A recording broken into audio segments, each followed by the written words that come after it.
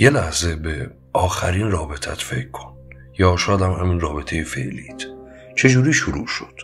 نه از اون داستانای عاشقانه سینمایی حرف نمیزنم که بخوایم بگیم نگاه ها در هم گره خورد و زمان متوقف شد و این داستانا. منظورم داستان واقعیه، اون لحظه‌ای که تصمیم گرفتی، اون لحظه‌ای که شاید با خودت گفتی خب چرا که نه. اون چرا که نه از کجا اومد؟ از یه کشش واقعی و دیوانوار بود، یا از یه جای دیگه، یا از یه جای تاریک‌تر؟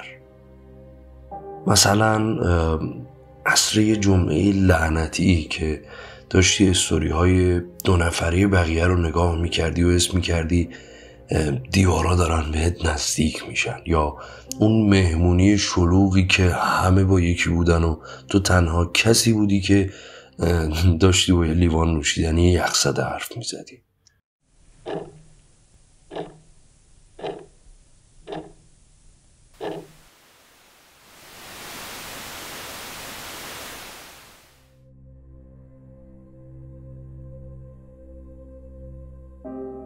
امروز میخوایم در مورد یکی از رایج‌ترین ولی پنهان‌ترین موتورهای محرک روابط حرف بزنیم.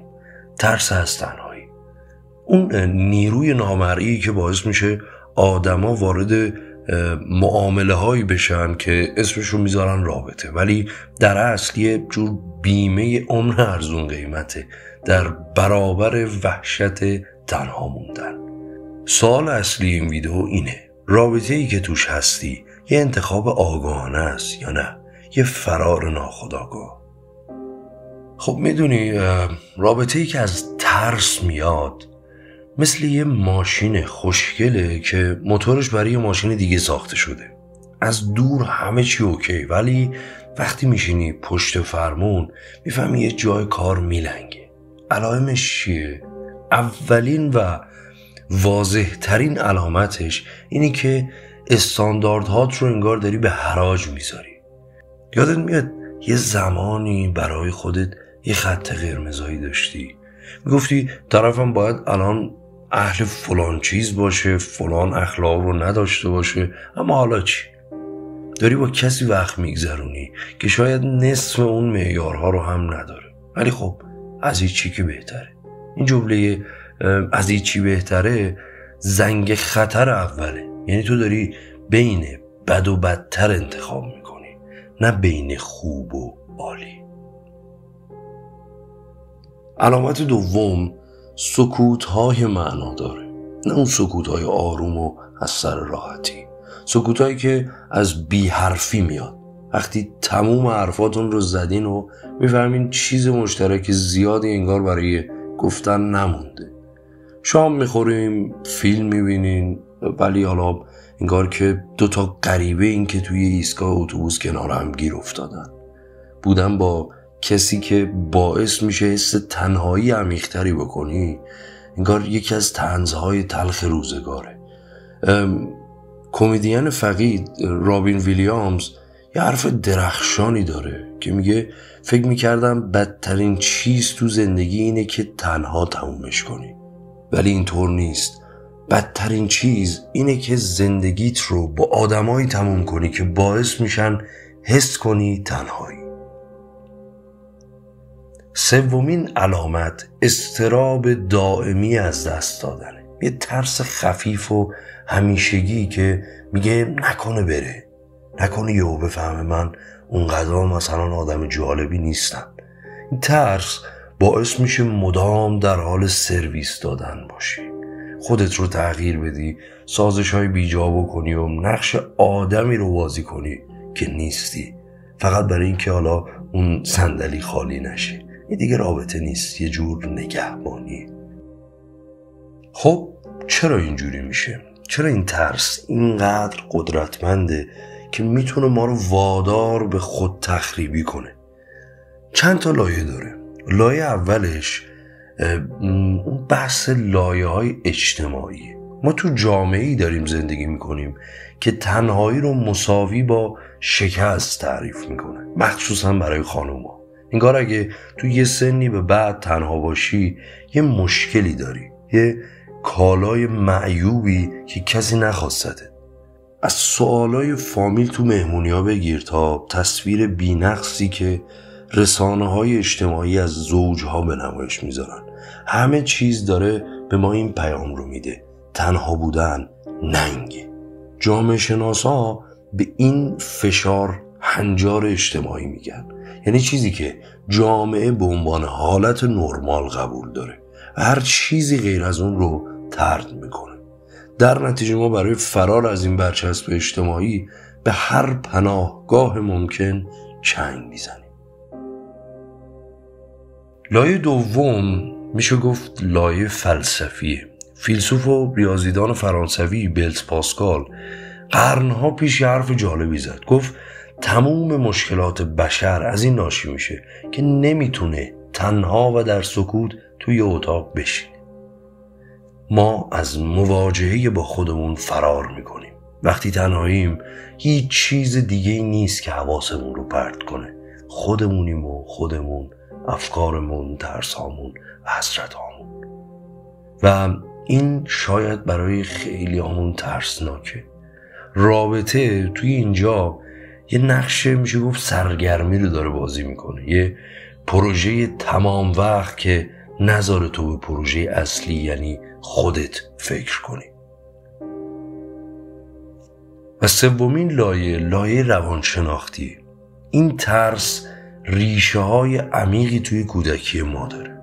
نیاز به تعلق و دلبستگی یه نیاز بیولوژیکی. اگه تو بچگی عشق و توجهی که میگرفتیم مشروط بوده یا پدر و مادرمون حضور باثباتی نداشتن، ممکنه این باور در ما شکل گرفته باشه که عشق رو باید به دست آورد، باید برای نگه داشتنش جنگید.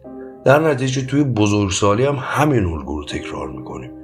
به قولی میشه گفت ما دنبال صمیمیت واقعی نیستیم، بلکه فقط میخوایم از اون حس رها شدگی و بیکسی که مثلا توی کودکی تجربه کردیم امروز میخوایم فرار کنیم.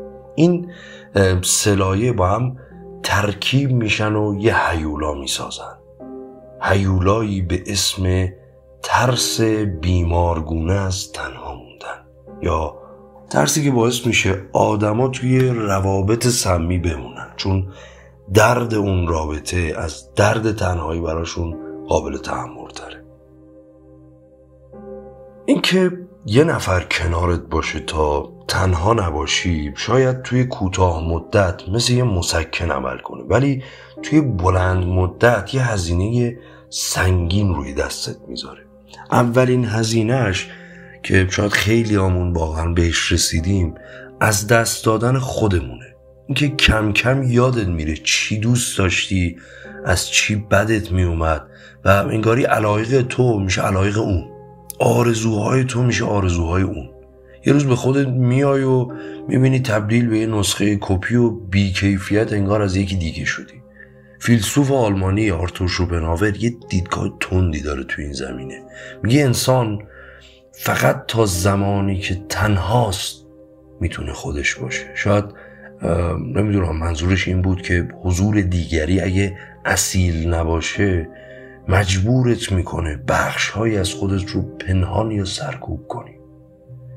دومین هزینه به نظر من ورشکستگی عاطفیه.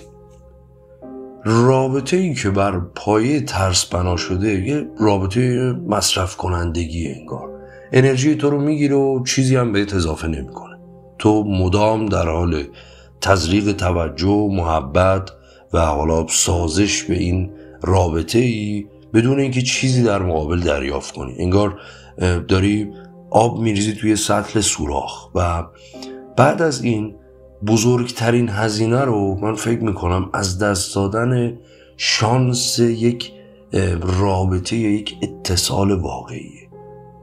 تا وقتی اون صندلی کنار دستت با یه آدم اشتباهی پر شده، آدم درست نمیتونه اونجا بشینه. تو با موندن توی رابطه مرده داری فرصت پیدا کردن یه عشق زنده رو از خودت میگیری. هدف این ویدیو این نیست که بگیم همه باید تنها باشن. هدف اینه که یه تفکیک مهم قائل بشیم، تفکیک بین تنهایی و خلوت کردن. تنهایی یه حس منفیه، یه حس کمبود، یعنی جای خالی کسی رو حس کردن. اما خلوت یه انتخاب آگاهانه است، یه فرصتی برای اینکه خودت رو بشناسی، برای اینکه صدای درونت رو بشنوی، برای شاید شارژ شدن. و اینو هم باید بگم بسیاری از متفکران و هنرمندان بزرگ، از هنری دیوید تورو گرفته تا شوپنهاور، خلوت رو ستایش کردن. چرا؟ چون بهشون اجازه میداد بدون فیلتر و نقاب به دنیا و به خودشون نگاه کنن. بنابراین رابطه‌ای که از ترس تنهایی شروع میشه در واقع توهین به دو نفره، هم به تو که لیاقتت بیشتر از یه پرکننده جای خالیه، و هم به اون طرف که داره نقش یه مسکن رو برات بازی میکنه. شاید وقتش رسیده باشه که از تنهایی نترسیم، شاید وقتشه که باهاش رفیق بشیم، اون وقتی که ورود به یه رابطه دیگه از سر نیاز برای برطرف کردن صرف تنهایی یا فرار شاید دیگه نباشه، بلکه از سر انتخاب و اشتراک میتونه باشه. انتخابی که گفتم نه برای فرار از خودته، بلکه برای به اشتراک گذاشتن خودی هست که از خودت پیدا کردی. خب به پایان این ویدیو رسیدیم و مثل همیشه دوست دارم اگر شما راحت هستید از تجارب مشابهی که داشتید، قصه شما از این نوع روابط چیه؟ اگه دوست داشتید میتونید تجربتون رو تو کامنت ها بنویسید. ممنونم که همراه من بودید.